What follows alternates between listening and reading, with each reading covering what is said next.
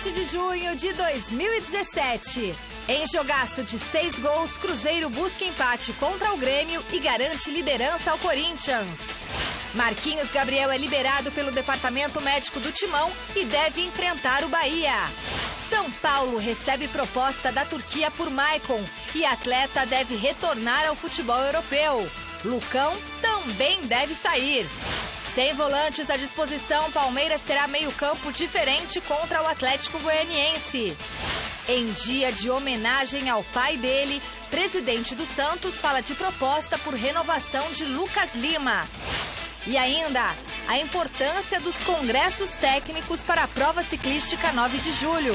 E a preparação da seleção feminina de vôlei para o Grand Prix. O Gazeta Esportiva começa agora!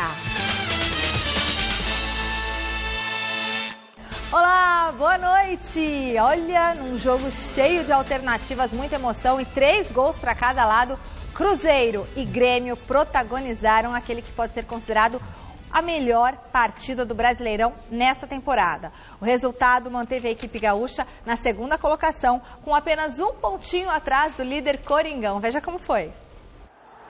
No melhor jogo do Brasileirão até aqui, o Grêmio saiu na frente do Cruzeiro com Everton aproveitando o rebote da cabeçada de Kahneman. No fim do primeiro tempo, Michel apareceu livre para ampliar a vantagem gaúcha no Mineirão, 2-0. A Raposa conseguiu descontar antes do intervalo com Thiago Neves depois da furada de Kahneman dentro da área. No comecinho do segundo tempo, Rafael Sobres recebeu na frente e bateu cruzado para deixar tudo igual, 2-2. Só que o Grêmio foi para cima e conseguiu o terceiro com Ramiro pegando o rebote da bela defesa do goleiro Fábio. O Cruzeiro respondeu rápido. Após uma boa troca de passes do ataque, Robinho tocou no cantinho de Marcelo Groi e definiu o resultado. 3-3 e fim de papo. Na minha opinião, foi o melhor jogo do Campeonato Brasileiro, pelo que as duas equipes apresentaram em campo. O Cruzeiro é uma grande equipe, bem treinada pelo Mano, é sempre muito difícil jogar aqui no Mineirão. Lógico que nós queríamos vencer para conseguirmos a liderança do campeonato. Mas nós estamos ali, o importante é pontuar, o que falei, estamos em segundo lugar, conseguimos, como falei, esses 4 pontos dos 6 que nós disputamos fora de casa. Agora nós temos 2 jogos dentro de casa e a gente pretende também pontuar e isso é buscar o primeiro lugar ou não, isso é questão de tempo. Eu vi um grande jogo, acho que a maioria das pessoas comunga desse pensamento. O Cruzeiro vem assumindo o papel de propor jogo, que nós discutimos tanto, né? Então foram 3 bolas na trave contra uma equipe que, né, é a segunda melhor campanha do Campeonato Brasileiro e que vem jogando fora de casa grandes jogos. Acho que a equipe se ouve bem e o caminho é esse. Grande noite para você que acompanha o Gazeta Esportiva, realmente um grande jogo, vejam só. 6 gols, 3-3 e não seria nenhum exagero, poderia ter sido 4-4, 5-5, 6-5 pelo número de oportunidades que foram criadas. O Grêmio ratifica essa condição de aspirante ao título, ratifica a qualidade do seu elenco, o bom futebol sendo apresentado. A performance fora de casa do Grêmio ela é sensacional, assim como é do Corinthians, que também vem conseguindo bons resultados fora de casa. O Grêmio perdeu uma partida, o Corinthians é o único invicto e são as duas equipes que estão ali na ponta da tabela, o Corinthians 1 ponto a mais. E, repito, tem muito campeonato pela frente, Palmeiras tende a crescer, o Atlético Mineiro tende a crescer, talvez o Flamengo também cresça, tem jogadores para isso, mas ainda acho que Corinthians e Grêmio vão brigar rodada a rodada pela liderança, porque não é fruto do acaso.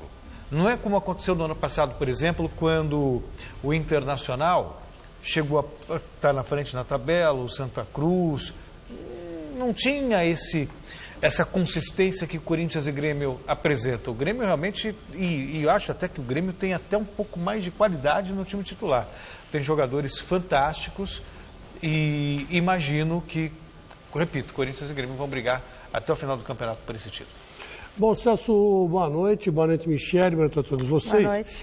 Eu assisti a partida ontem, observei com cuidado e realmente o Grêmio é uma equipe que é 880. Né?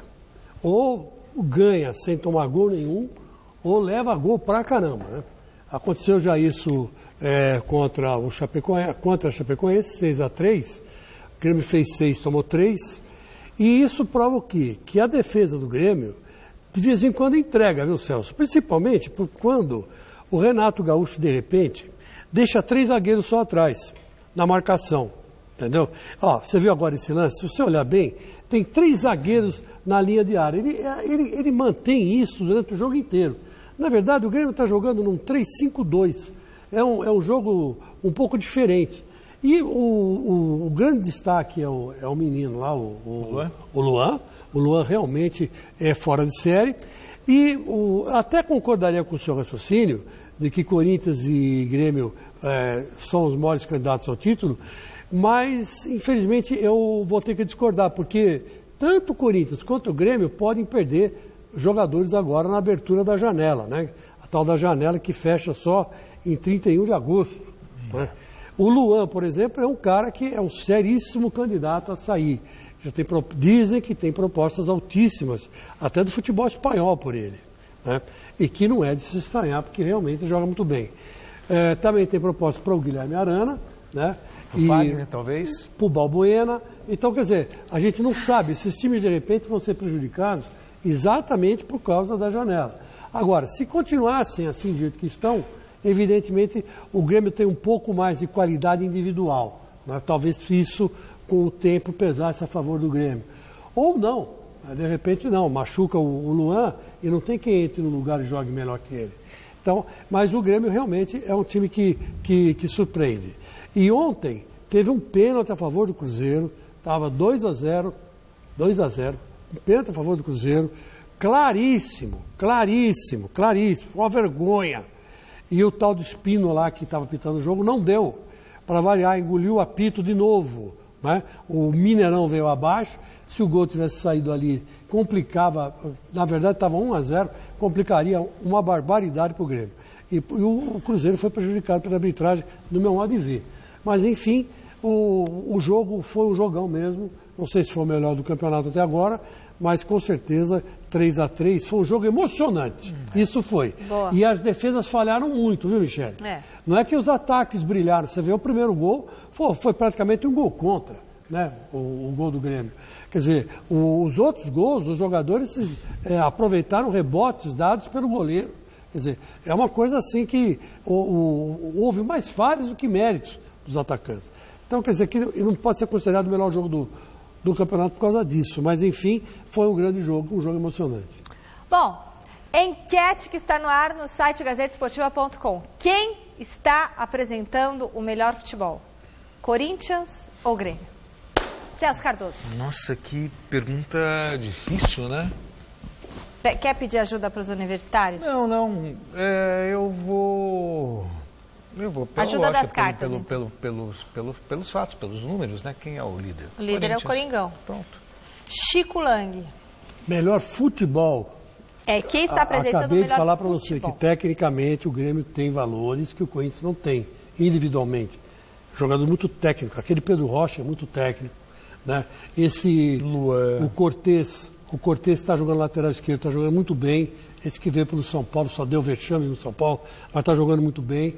Enfim, o Luan é o melhor jogador do campeonato até agora e é do Grêmio. Quem que não dá vexame no São Paulo, né? Todo mundo dá vexame no São Paulo. Agora, lá no Grêmio ele está jogando bem, jogando muito bem.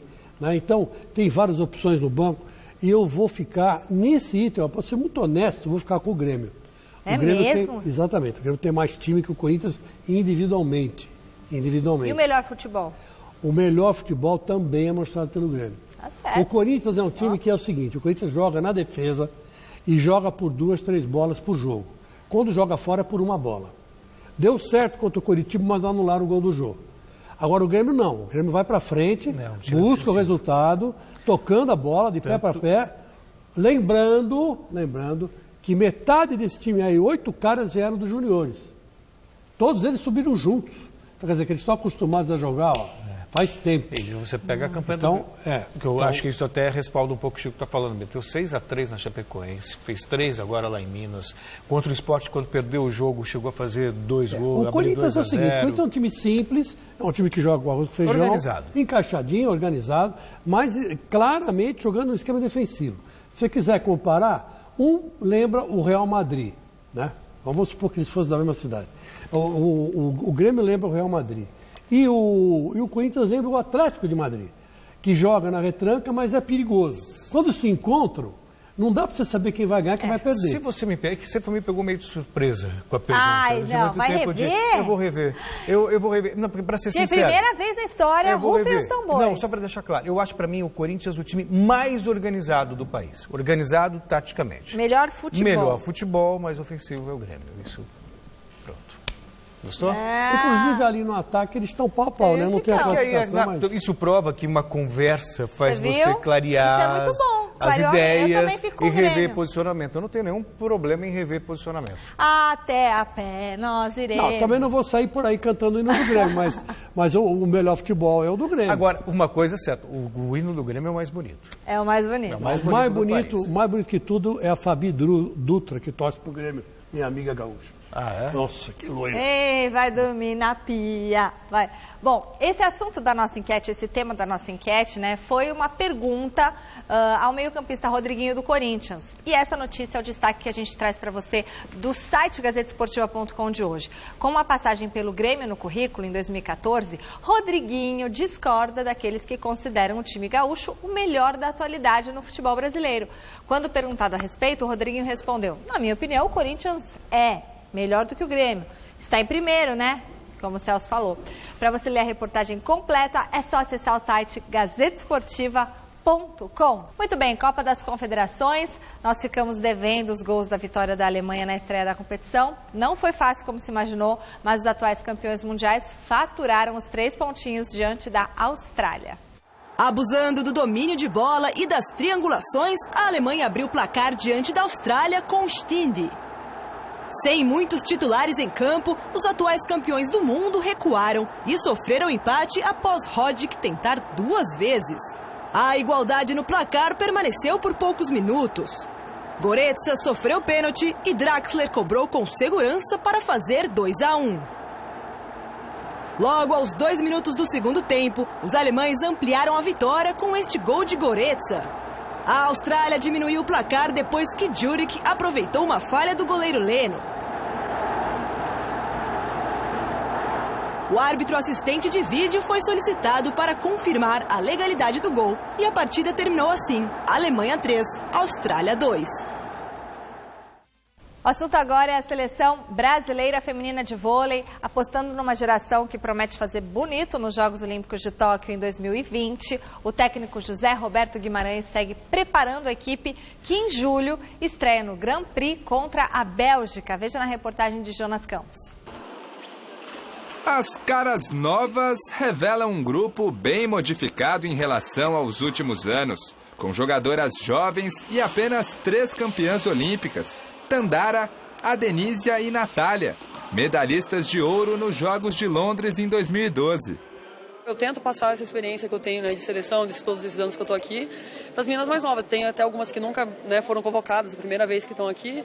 E eu tento ajudar da melhor maneira possível para tentar passar um pouco do que eu já passei aqui, do que eu convivi até com... Poxa, eu consegui jogar com Sheila, com Paula Pequeno, com Fabiola, Fabiana, Thaísa, já peguei Fofão aqui também. Então, a gente sempre acaba pegando um pouco de bom de cada uma, e eu tento agora passar isso aí para as minhas mais novas também. No comando técnico, o bom e velho professor José Roberto Guimarães, que já iniciou o novo ciclo olímpico com título no torneio de Montreux, na Suíça, onde a seleção venceu a Alemanha na final. Começo promissor de um trabalho que não é de hoje. A gente já está fazendo essa transição há algum tempo. Não foi esse ano que ela começou. Algumas jogadoras chegaram esse ano, mas algumas já tiveram no Pan-Americano, no Grand Prix, quando nós dividimos as 2 seleções. Então elas já estão habituadas com o trabalho, com o planejamento que nós estamos visando já a Olimpíada de 2020, não é nada novo para essas jogadoras. Pensar em Tóquio 2020, logicamente, é inevitável, mas a seleção brasileira ainda tem um longo caminho a ser percorrido, longo e repleto de desafios. Agora, no mês de julho, por exemplo, a equipe de José Roberto Guimarães terá pela frente mais uma edição do Grand Prix, competição na qual o Brasil é atual campeão, além de ser o maior vencedor da história do torneio. Em se tratando de Brasil, sempre é uma grande responsabilidade, porque os times veem o Brasil como um grande parâmetro. Acho que o Grand Prix vai exigir do time, o time vai ter que realmente jogar contra as melhores seleções do mundo e aí vai mostrar a sua cara.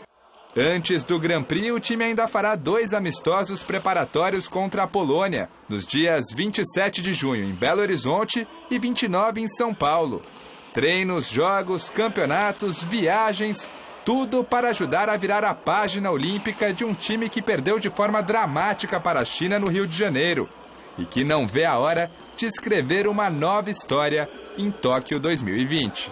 Realmente é uma coisa que ficou amarrada aqui, né? Porque a gente estava no país, acho que se os torcedores queriam que a gente ganhasse, vocês não têm ideia de como a gente queria ter feito isso por todo mundo, sabe? Vamos nos preparar já, vamos estar atento com o corpo, vamos estar atento com a preparação física, com a parte técnica, nos cuidados fora do treinamento, exatamente porque a gente tem que ganhar a cada dia, né? Porque Tóquio é logo ali. Você vê, já estão se preparando para 2020, é logo ali. Copa do Mundo tá logo aqui já, né? Já bateu, ano que vem.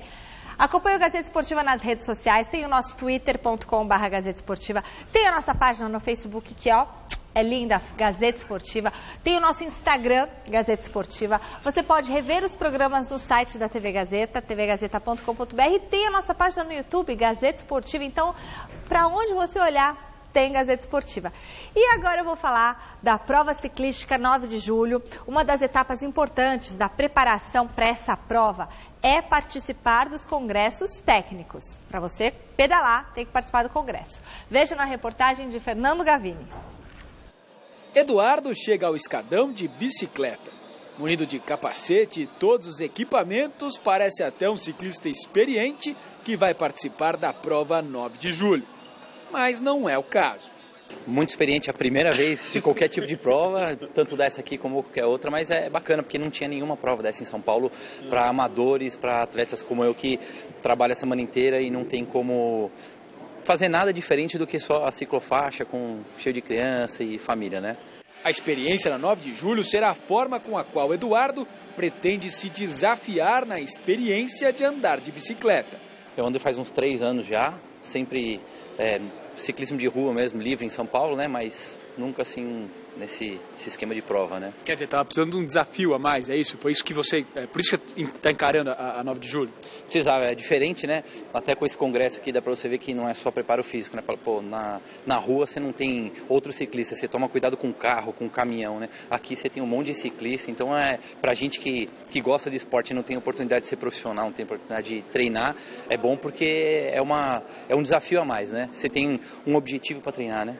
Eduardo e os outros aspirantes estiveram no último domingo no Teatro Casper Libero, no prédio da TV Gazeta, na Avenida Paulista, para participar do Congresso Técnico e saber mais sobre os desafios que a prova lhes reserva. O Congresso Técnico ele traz as informações da prova.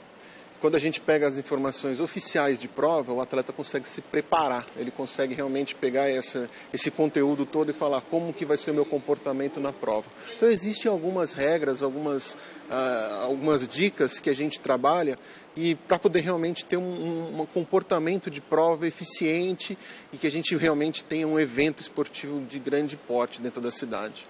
Não, dicas boas até para você que anda na rua mesmo, né? Às vezes a gente aprende tudo na prática, né? Então é bom ter um pouquinho de técnica, né? Todo esporte precisa de um pouco de técnica e aqui a gente leva um pouquinho até para quem anda no dia a dia, ter dica como fazer uma curva, evitar aí esses buracos, essas coisas todas aí, tachão, que a gente nem sabia que era tachão, né? Você só vê aquela pedra lá, agora eu já sei que chama tachão, né? Só depois de participar do Congresso Técnico é que os ciclistas aspirantes podem retirar o kit da prova, com número e chip que vão usar no dia da 9 de julho. Além disso, há no térreo alto do prédio da Fundação Casper Libero uma exposição relacionada a artigos de bicicleta. e também Bikes Foods, para quem quiser se alimentar.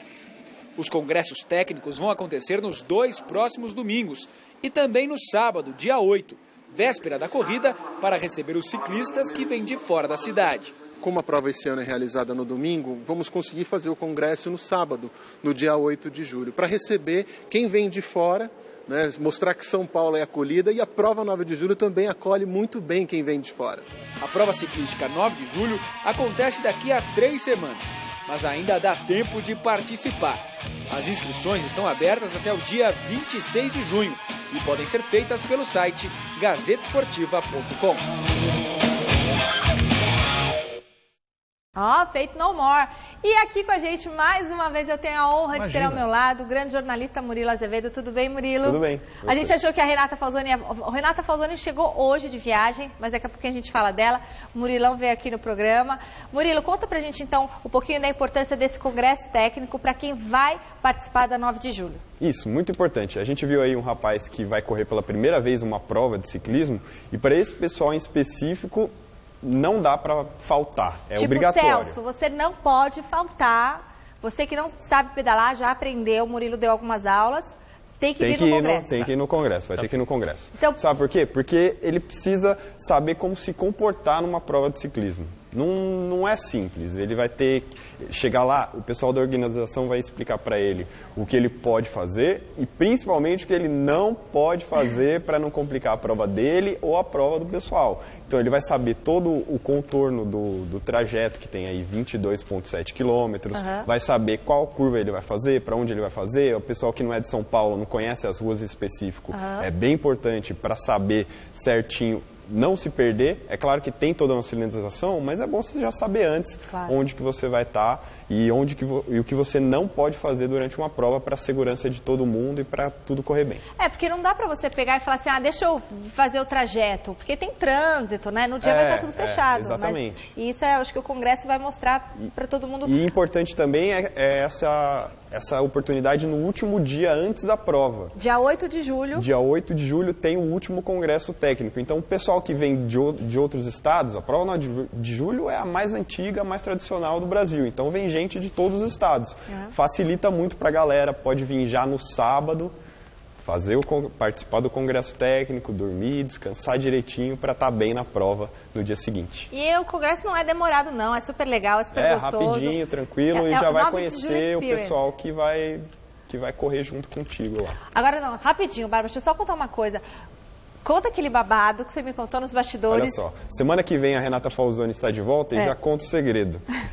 Renata, como sempre, quebrou todos os protocolos possíveis na Holanda e pedalou com o rei. Pedalou com o rei? O rei estava totalmente protegido, como fica um rei, por milhares de seguranças. Gente, o rei da Holanda. E a Renata deu um jeito de chegar bem pertinho dele, conversar com ele por alguns minutinhos antes dos seguranças a pegarem pelo pescoço.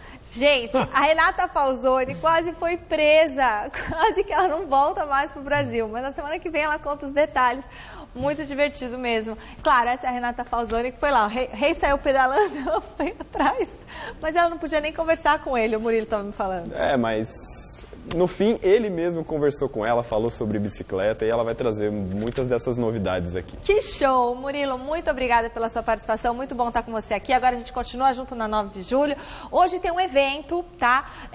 Lá na Divena da Ricardo Jafé, lançamento do carro madrinha da 9 de julho, então eu estarei lá. Estela Gontijo também, apresentadora do Jornal da Gazeta, estará comigo, toda a equipe do programa Gazeta Esportiva. Então a gente se encontra lá hoje, Ricardo Jafé, número 2419, lá na Divena, tá bom? Murilo, obrigada, viu? Um beijão pra você. Boa noite. Bom casamento pra você. Murilo vai casar em breve. Calma, antes da gente falar da Série B, corrige, Celso, que o Celso não me deixa em paz. Rock também é coisa séria, a informação tem que ser precisa. Isso. A banda que estava lá fazendo a trilha da matéria não é Faith No More. É Alice in Chains. Alice in A música Chains. em questão chama-se Man in the Box. Aliás, essa banda tem muito futuro, porque essa música é muito legal, muito bonita. Ai, meu Deus. Gazeta Esportiva volta falando do Campeonato Brasileiro da Série B, que vai ter rodada completa na noite desta terça. Vamos ver aí os jogos. 3 partidas começam às 7h15, daqui a pouquinho. O Náutico recebe o Goiás na Arena Pernambuco. Cadê? Aê! O Juventude joga com o Brasil de Pelotas em Caxias do Sul. Na Arena Independência, o América Mineiro enfrenta o Santa Cruz. Aí às 8h30 tem ABC e CRB em Natal, Figueirense e Luverdense em Floripa, Londrina e Criciúma no Estádio do Café e Paysandu e Boa Esporte em Belém do Pará. Vila Nova e Ceará jogam às 9h30 em Goiânia e no mesmo horário o Guarani recebe o Oeste em Campinas. Também às 9h30, olha quanto jogo, o Internacional enfrenta o Paraná no Beira-Rio, tá certo? Aqui ó, tchau, Alice in Chains, ok. Hora de falar do Santos. Com o Flamengo prestes a anunciar o meia Geovânio, o Peixe promete ir às últimas consequências para fazer valer a cláusula no contrato de venda do atleta para o futebol chinês. Esse foi um dos assuntos da entrevista do presidente Modesto Roma Júnior, que ontem participou na Vila Belmiro de uma homenagem ao pai dele, um dos personagens mais importantes da história alvinegra. O mandatário falou também sobre a renovação de contrato de Lucas Lima, que não enfrentará o Vitória em Salvador por conta de uma forte gripe. Coitado, não tomou a vacina, olha o que deu. Veja na reportagem do Silvestre. A emoção do filho no dia de homenagem ao pai. Eu convivi muito com ele, talvez mais, mas sou fã do trabalho que ele faz. Modéstia nas palavras. Dá para chegar aos pés do seu pai como dirigente? Difícil, né? Difícil, vamos. Mas estamos tentando. Pepe resume bem o sentimento pelo saudoso dirigente. Como homem, como pessoa, como dirigente, como pai, como amigo, foi um dirigente extraordinário. Todas as homenagens que se possam fazer para o Modesto Roma devem ser feitas. Foi um extraordinário, um grande alvinegro, um dos maiores de todos os tempos. O busto de um dos patronos do Santos, Modesto Roma, divide o raro espaço ao lado de outros importantes dirigentes, Atier Jorge Cury e Urbano Caldeira, nas sociais da Vila Belmiro, que recebe na solenidade craques de várias gerações do clube, casa de muitos deles. Tudo que eu represento hoje dentro do esporte, eu devo uma boa parcela, quase que toda a parcela, eu devo ao Santos Futebol Clube. O atual presidente tenta seguir os passos de seu herói. Talvez por influência paterna, evite tocar em assuntos polêmicos do passado. Exemplo, a recente demissão do até então incaível professor Dorival Júnior. Por que não deu para segurar até o final do contrato? Vamos falar do presente e do futuro. Para manter a credibilidade do nome da família, garante que os direitos de imagem dos atletas estão quitados. Só está com os direitos de imagem quitados. Já acertou tudo? Faz tempo. Essa historinha, essa conversinha, veja, dessa vez não tem clássico, não precisa ter essa conversa, tá? Modesto Roma Júnior não confirma valores, mas afirma que Lucas Lima recebeu dele uma proposta robusta para renovar com o Peixe.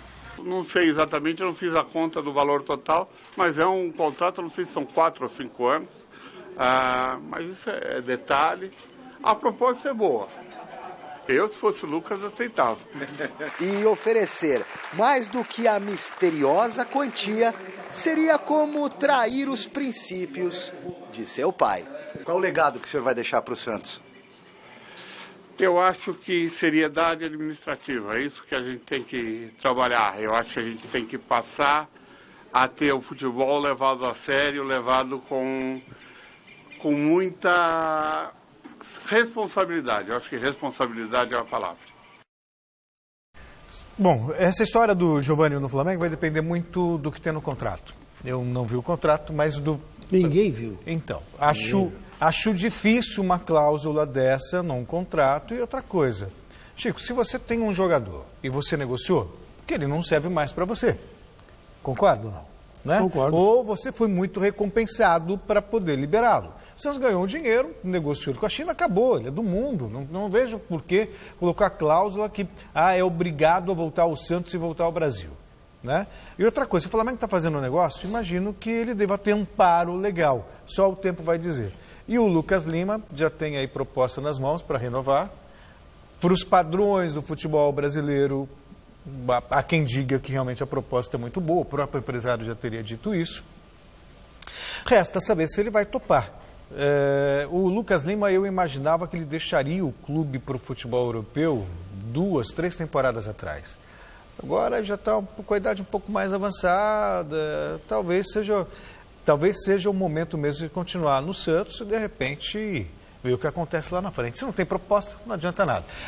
A diferença é que, do jeito que a situação está agora, se o Santos não renovar com ele, ele pode assinar com qualquer clube.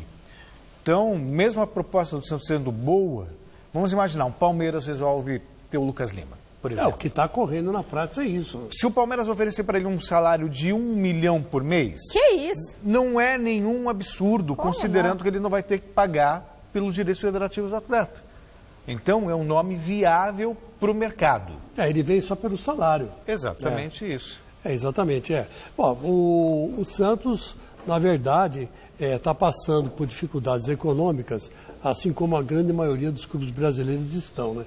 Tirando aí o Palmeiras e o Flamengo, até antes de subir, eu estava vendo uma notícia falando exatamente disso, que são hoje os 2 clubes brasileiros que não têm apresentado problemas financeiros para contratar. Para pagar jogadores, porque tem aí engenharias financeiras que conseguem suprir as necessidades. Mas tirando esses 2 times, os outros estão todos pendurados. Tanto é verdade que você vê que o São Paulo corre o risco de perder, o Lucas Prato para o México. Ainda existe essa possibilidade, né? O Rodrigo Caio, que está sempre em pauta de venda. Então, essa janela, ela vai ser decisiva aí para variar, né? Para variar. Eu acho uma pena, aquilo que você sempre fala, que tem que haver uma combinação, né? Adequação do calendário brasileiro ao calendário europeu. A Argentina faz isso, tem um clima parecido com o do Brasil, e aqui essa desculpa que no inverno ninguém vai no jogo. Mentira, vai. Vai, lógico que vai. Hoje em dia vai, hoje tem pay-per-view, hoje tem uma porção de outras maneiras, né, de sujeito acompanhar o jogo.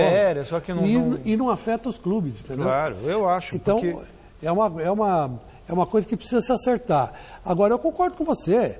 Eu particularmente acho que qualquer mudança é sempre para melhor. Eu nunca vejo mudança como uma coisa ruim. Negativa. Não vejo. Eu sou otimista nesse aspecto. Eu acho que, você sai da zona de conforto, você aceita um novo desafio. Você desafia, exatamente. Legal.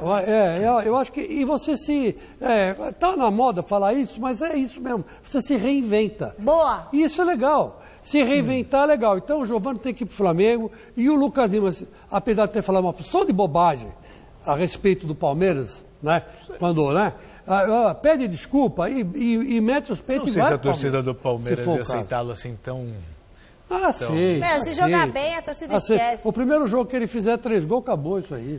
Bom, é o seguinte, quem se reinventou foi o Alice in Chains, gente. Nosso telespectador, o Márcio Romaeva. Eu adoro os nossos telespectadores porque eles sabem tudo. Só pra dizer que o Alice in Chains não é feito no mortal, já sei. Agora, grunge dos anos 90. É verdade, eu lembro.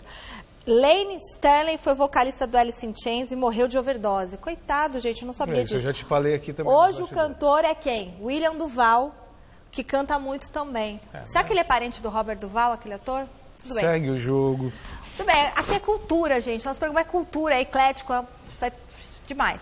18º colocado com 8 pontos em 8 jogos. Campanha do Atlético Paranaense, que amanhã recebe o São Paulo na Arena da Baixada em Curitiba. O meio-campista David e o técnico Eduardo Batista falaram do confronto contra o Tricolor. O São Paulo tem um sistema de jogo um pouco diferente do que se vem praticado no Brasil. O Rogério tem implantado uma filosofia um pouquinho diferente. E a gente tem que estar atento a isso, saber marcar, saber explorar, né, as deficiências e buscar fazer o melhor jogo para a gente vencer em casa, né, que é nesse momento, né, é o que importa, é o que interessa para a gente. Ganhamos essas 2 partidas fora e estamos em busca aqui da Arena, né? E independente de resultado, aquilo que veio no passado, o que importa é o momento de agora, né? E precisamos confirmar isso. A equipe de São Paulo é uma grande equipe, todo mundo reconhece isso, mas temos que pensar no nosso futebol, pensar naquilo que precisamos de agora para frente, né? Porque daqui a pouco chegam outras competições e precisamos somar o máximo ponto possível. Hoje foi dia de apresentação de reforço no tricolor. O jovem atacante Denilson foi apresentado. Gente, como tem Denilson no São Paulo, né? Mas essa reportagem completa você assiste no Gazeta Esportiva de amanhã, quarta-feira, meu aniversário. Porque hoje também teve presença de dirigente na sala de coletivas do CT. Com a equipe em crise e um elenco cada vez mais limitado, o diretor de futebol foi lá, deu a cara para bater, o Vinícius Pinotti reuniu a imprensa, falou de negociações, falou sobre a saída, a chegada de reforços no São Paulo. É com você, Adriano Dolfi. É isso aí, Michele. Uma boa noite para você, a todos que acompanham o Gazeta Esportiva. Uma tarde bastante agitada aqui no centro de treinamento da Barra Funda. Muitas informações sobre idas e vindas de jogadores e antes o assunto referente ao zagueiro Lucão. O jogador está afastado do elenco profissional do clube. O Lucão manifestou publicamente a vontade de deixar o São Paulo. Nós conversamos internamente, tomamos algumas medidas e ele tem 6 jogos. Se chegar uma proposta, a gente não vai dificultar a saída dele, porque nós queremos aqui dentro do São Paulo um jogador que queira vestir a camisa do São Paulo. A diretoria do São Paulo também falou em relação à suposta negociação envolvendo o zagueiro Maicon e o Galatasaray da Turquia. São Paulo recebeu uma proposta, eu conversei com o jogador, que manifestou a vontade de voltar à Europa. Não tem nada fechado do Maicon, existe uma negociação em andamento. A diretoria do São Paulo fez também uma proposta de renovação de contrato para o jogador Lugano até o final deste ano. Lugano é um grande jogador, um grande exemplo, um grande ídolo da história do São Paulo, que reconhecemos isso, sem dúvida alguma. Ele tem uma proposta na mão para continuidade, não houve ainda resposta, mas tem interesse que ele permaneça e isso deve acontecer nesses próximos dias aí, tá? Então, essa é a posição sobre ele. Vinícius Pinotti comentou o fato do São Paulo despontar neste início de temporada como um dos clubes que vem negociando mais jogadores no futebol brasileiro. O São Paulo é uma das maiores vitrines da América Latina. Os europeus e até de outros continentes estão sempre de olho na gente. Quando chega uma proposta, a gente com muita transparência apresenta o jogador, que a gente não pode deixar de incluir o jogador nisso, e a gente quer que fique no São Paulo, que realmente quem queira jogar no São Paulo. E segundo Vinícius Pinotti, 3 atletas estão bem próximos de acertar a sua transferência para o São Paulo. São eles o meia Gomes, que defendeu o Independiente Santa Fé na última Copa Libertadores, o zagueiro Arboleda, da Universidade Católica do Equador, outro jogador, Petros, que está atualmente no Betis da Espanha, tem a sua transferência bem próxima também de ser concretizada. Do Centro de Treinamento do São Paulo, Adriano Dolfi, para o Gazeta Esportivo. Chico, postura sensata da diretoria do São Paulo. Não tem clima, acabou. O Lucão, não tem por que tentar prender o Lucão, segurar o Lucão. Sabe, cada um segue sua vida. Ele não se sente confortável no São Paulo. Não é de hoje que ele vem sendo criticado, é bom lembrar, já há uns 2 anos, desde aquele 6-1 para o Corinthians lá em Itaquera. Me lembro muito bem que o André Sanches estava lá estava no mesa, participando com vocês, quando ele disse ele até seria bem-vindo lá em Itaquera, porque é bom jogador, e ele está sendo muito criticado pela torcida do São Paulo. E depois, eu estava no estádio, eu vi como a torcida se comportou diante do Lucão. O jogo, a bola rolando, ele pegava na bola e ele era muito vaiado. Que ânimo você vai ter para continuar num clube sendo esse cara? Porque não é só por causa do lance. Você chega cedo no estádio, você vê o locutor anunciando a escalação. Antes mesmo de começar o jogo, quando é anunciada a escalação, Lucão recebeu vaias, O Maicon foi, de certa forma, também, não conta mais do mesmo, não goza do mesmo prestígio. O Wesley também, né? Bom, enfim.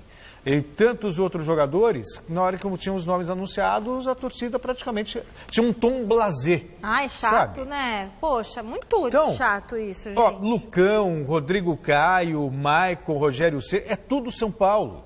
Quer dizer, então você vai ao estádio, apoia, é o que você tem lá para jogar. Ficar vaiando, ficar criando clima, só atrapalha. E sobre isso poucos falam, ou poucos têm coragem de falar. A torcida também tem uma parcela de responsabilidade no comportamento de um time de futebol.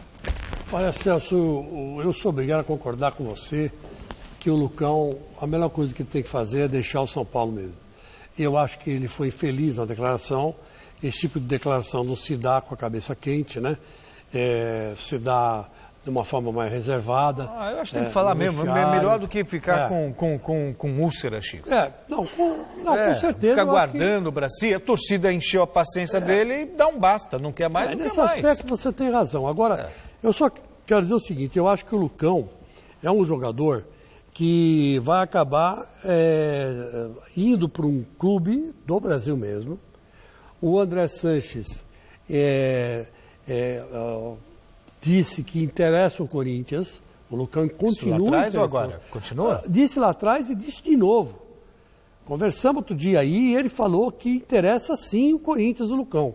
O Lucão, ele disse que no Corinthians o Lucão vai jogar muita bola, porque ele é um dos melhores, é uma das revelações da defesa do futebol brasileiro. Como o Sanches trabalhou com equipes de base durante muito tempo, eu vou dar credibilidade ao que ele está dizendo. Se bem que eu acho que o Lucão foi infeliz. Acabou sendo muito infeliz no São Paulo. No São Paulo, que não tem pressão nenhuma. No São Paulo, que o sujeito pode errar à vontade, que está tudo bem. Tanto é verdade que o Lucas Prato fez gol contra e continua assim, lá. Não, Chico. Sabe? Um monte de jogador que sai de lá vaiado. Você vai olha a lista, Danilo, Luiz Fabiano, Kaká. Você vai comparar a pressão que tem no Palmeiras, que tem no Corinthians, que tem no Flamengo, que tem no Atlético Mineiro, que tem no Grêmio. Não dá para comparar, cara. Não dá para comparar. Não dá.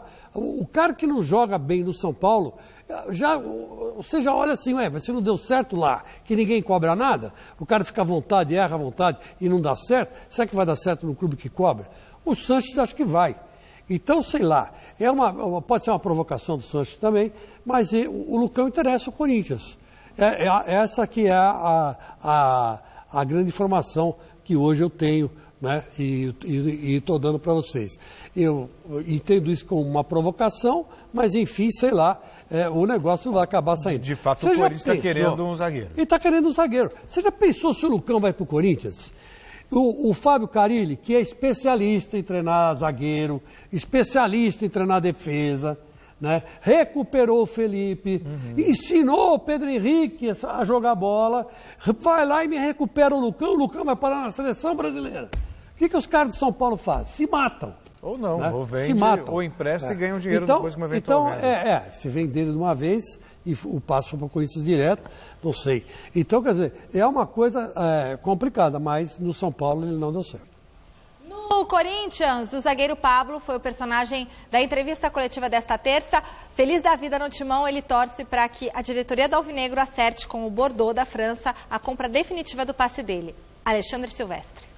Boas novas no Coringão. Marquinhos Gabriel treinando normalmente. Havia suspeita de uma lesão muscular, mas ele deve ficar à disposição do professor Carille no banco de reservas para o jogo desta quinta-feira contra o Bahia na Arena de Itaquera. E Jadson, poupado frente ao Coritiba com desgaste físico, está de volta. Com isso, o treinador finalmente terá força máxima. 11 ideal do Corinthians, que só foi escalado pelo treinador no jogo de estreia do Timão no Campeonato Brasileiro contra a equipe da Chapecoense. Portanto, para pegar o Bahia, Cássio no gol, Fagner e Arana pelas laterais, na zaga, Pablo e Balbuena, os volantes Gabriel e Maicon, nas meias, Rodriguinho e Jadson, o Romero correndo que nem um maluco pelas pontas, ajudando na defesa, no ataque e dominando muito bem as bolas, e Jô de centroavante. O Corinthians está invicto há 3 meses,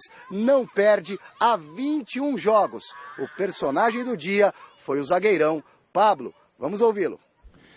colocamos à prova nosso elenco, né? Porque perdemos em algumas situações jogadores considerados titular, né? E mostramos que temos um grupo forte, um time bem qualificado, que se um sair, o outro vai dar conta do recado. E também para ficar de olho, né? Se sair, saber que temos jogadores à altura para suprir a ausência. Tenho a plena convicção que temos chances de fazer coisas grandes dentro do campeonato.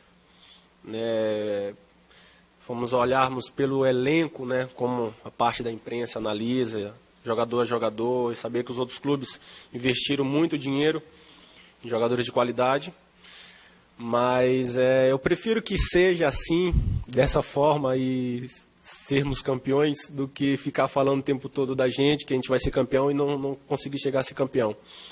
No Campeonato Paulista foi dessa forma, ninguém se falava do Corinthians, e fomos lá e conseguimos ser campeões com méritos, com muito trabalho. O Corinthians continua líder isolado do Campeonato Brasileiro, principalmente depois do empate do Grêmio ontem contra o Cruzeiro. A distância do timão para o tricolor gaúcho é de apenas 1 pontinho. O Corinthians pega, portanto, o Bahia na quinta-feira em casa e depois tem o confronto direto com o Grêmio, domingo, na Arena do Grêmio. Um abraço.